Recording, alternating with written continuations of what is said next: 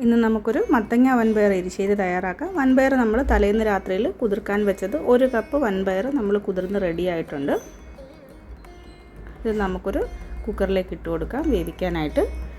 അതോടൊപ്പം തന്നെ നമുക്ക് 1/4 ടീസ്പൂൺ ഉപ്പ്, 3/4 ടീസ്പൂണോളം മുളക് പൊടി, കാശ്മീരി ചില്ലിയാണ്, 1/4 ടീസ്പൂൺ മഞ്ഞൾപ്പൊടി, ആവശ്യത്തിന് വെള്ളം, കുറച്ച് വെള്ളം മതി, ഒത്തിരി വേണ്ട. ഇത് നമുക്കൊന്ന് കുക്കറിലേക്ക് വെച്ച് സ്റ്റൗവിലേക്ക് വെച്ച് കൊടുക്കാം. മീഡിയം ഫ്ലെയിമിൽ ഏകദേശം 2-3 വിസിൽ മതിയായിരിക്കും. അതവിടെ വേകട്ടെ. ആ സമയത്തേക്ക് നമുക്ക് മത്തങ്ങ ഒന്ന് വേവിച്ചെടുക്കാം. ഏകദേശം 300 ഗ്രാമോളം മത്തങ്ങ നമ്മൾ കഴുകി വൃത്തിയാക്കി കട്ട് ചെയ്ത് എടുത്തിട്ടുണ്ട്. ഇത് നമുക്കൊന്ന് വേവിക്കാനായിട്ട് വെച്ച് കൊടുക്കാം. ഒത്തിരി വലുപ്പത്തിൽ മത്തങ്ങ അരിയേണ്ട ആവശ്യമില്ല. ഏകദേശം ഈ ഒരു വലുപ്പത്തിൽ അരിഞ്ഞാൽ മതിയായിരിക്കും. 2 പച്ചമുളക് കീറിയത്, കുറച്ച് ഉപ്പ് നമുക്ക് ഒത്തിരി വേണ്ട, ഓൾറെഡി നമ്മൾ പയറിലേക്ക് ഇട്ട് കൊടുത്തിട്ടുണ്ട്. കുറച്ച് വെള്ളം കൂടെ വെച്ചിട്ട് ഇത് നമുക്കൊന്ന് വേവിച്ചെടുക്കാം. അപ്പം ഇത് നമ്മൾ അടച്ച് വെച്ച് വേവിക്കുന്നുണ്ട്. അതൊന്ന് വേകട്ടെ.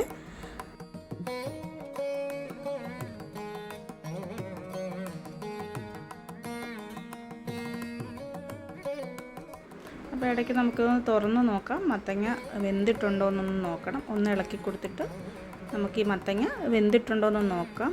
ഇത് കുറച്ചുകൂടെ വേകാനുണ്ട്. ഈ മത്തങ്ങ വേവായിട്ടില്ല. അപ്പോൾ അതവിടെ നിന്ന് വേകട്ടെ. ആ സമയത്തേക്ക് നമുക്ക് അരപ്പ് തയ്യാറാക്കാം. അരപ്പിനായിട്ട് അരമുറി തേങ്ങയുടെ 1/4 ഭാഗം ചിരകിയിട്ടുണ്ട്. അത് നമ്മൾ കുറച്ചെടുത്ത് മാറ്റിയിട്ടുണ്ട് വറക്കാനായിട്ട്. പിന്നെ ഒരു 1/4 ടീസ്പൂൺ ജീരകം, 5 അല്ലി വെളുത്തുള്ളി. ഇത് നമുക്കൊന്ന് അരച്ചെടുക്കാം.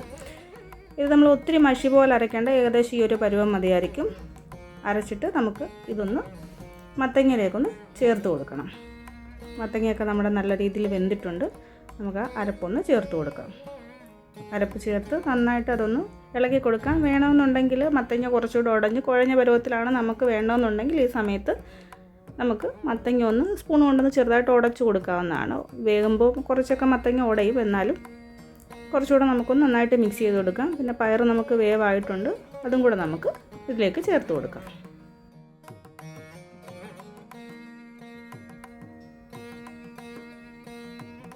പയർ ചേർത്ത് കൊടുത്ത് നന്നായിട്ടൊന്ന് ഇളക്കി കൊടുക്കാം.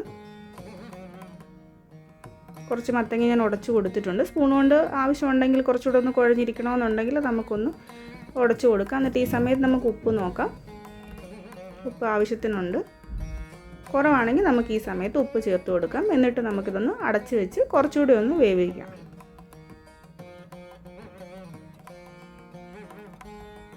ആ സമയം നമുക്കൊരു പാൻ വെച്ചിട്ട് നമുക്കൊന്ന് കടുക് വറക്കേണ്ടതായിട്ടുണ്ട്. സമയം നമ്മൾ വറുത്തരിശ്ശേരിയാണ് തയ്യാറാക്കുന്നത്. അതുകൊണ്ട് തന്നെ പാൻ വെച്ച് കടുക് വറക്കാനായിട്ട് കടുക്, വറ്റൽമുളക്, ഒരു 3 വറ്റൽമുളക് എടുത്തിട്ടുണ്ട്. 2 ചെറിയ ചുവന്നുള്ളി ചെറുതായിട്ട് അരിഞ്ഞത് അത് കൂടെ ചേർക്കുന്നുണ്ട്.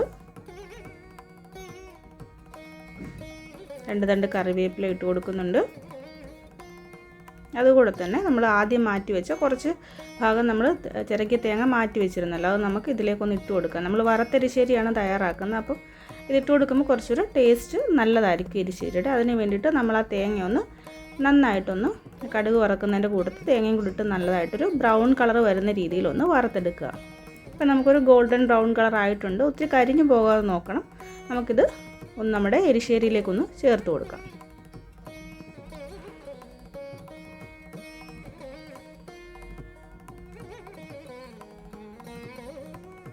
നന്നായിട്ട് അതൊന്ന് ചേർത്ത് കൊടുത്തിട്ട് അതൊന്ന് ഇളക്കി ഒന്ന് യോജിപ്പിക്കണം. നല്ലതായിട്ട് ഇളക്കി യോജിപ്പിച്ച് ഏകദേശം കുറച്ച് വെള്ളം എന്നുള്ള രീതിയിൽ, ഒത്തിരിയായിട്ട് ചാറായിട്ട് നമ്മൾ എരിശ്ശേരി ഉപയോഗിക്കാറില്ല. കുറച്ചുകൂടെ ഒന്ന് കുറുകിയാണ് വേണ്ടത്. നമുക്ക് ഈ ഒരു സമയത്തേക്ക് നമുക്ക് ഒന്നുകൂടെ ഉപ്പ് നോക്കി അതിൻ്റെ എന്തെങ്കിലും കുറവുണ്ടെങ്കിൽ ചേർത്ത് കൊടുക്കാം. പിന്നെ നമുക്കൊരു ചതച്ച കുരുമുളക് പൊടിയും കൂടെ കുറച്ച് 1/4 ടീസ്പൂൺ മതി. ഇതിൻ്റെ ഫ്ലേവർ ഇവിടെ ഇഷ്ടമായതുകൊണ്ടാണ്. അല്ലെങ്കിൽ ഇത് ഓപ്ഷണലാണ്, നമുക്ക് നിർബന്ധമില്ല. കുരുമുളക് പൊടി ചേർത്ത് കഴിഞ്ഞാൽ ഒരു നല്ല ടേസ്റ്റ് വരാറുണ്ട്. അതുകൊണ്ട് നമ്മളൊരു 1/4 ടീസ്പൂൺ ചതച്ച കുരുമുളക് പൊടിയും കൂടെ ചേർത്ത് വെച്ച് ഒത്തിരി വേവിക്കേണ്ട. ഒരു 1 മിനിറ്റത്തേക്കൊന്ന് നമ്മൾ അടച്ച് വെച്ചൊന്ന് മിക്സ് ചെയ്ത് യോജിപ്പിച്ച് അടച്ച് വെച്ച് വേവിക്കാം. ഏകദേശം പരുവമായിട്ടുണ്ട്. ഇത് നമുക്ക് കുറച്ച് നേരം തീയൊക്കെ ഒന്ന് ഓഫ് ചെയ്ത് നമുക്ക് കുറച്ച് നേരം ഒന്ന് അടച്ച് വെച്ചേക്കണം. കാരണം ഇത് ഈ ചാറായിരിക്കത്തില്ല, നമുക്കൊന്ന് തണുക്കുമ്പോഴത്തേക്ക് ഒന്നുകൂടെ ഒന്ന് കുറുകും. അതുകൊണ്ട് കുറച്ച് നേരം തീയൊക്കെ ഓഫ് ചെയ്തിട്ട് ഒന്ന് അടച്ച് വെച്ചേക്കാം. ഇപ്പം ഏകദേശം കറക്റ്റ് ഏകദേശം അല്ല, കറക്റ്റ് പരുവമായിട്ടുണ്ട്. നമ്മുടെ എരിശ്ശേരി റെഡി ആയിട്ടുണ്ട്. നമ്മുടെ പാത്രത്തിലേക്ക് പകർന്ന് നമ്മുടെ എരിശ്ശേരി, മത്തങ്ങ വൻപയർ എരിശ്ശേരി റെഡി ആയിട്ടുണ്ട്.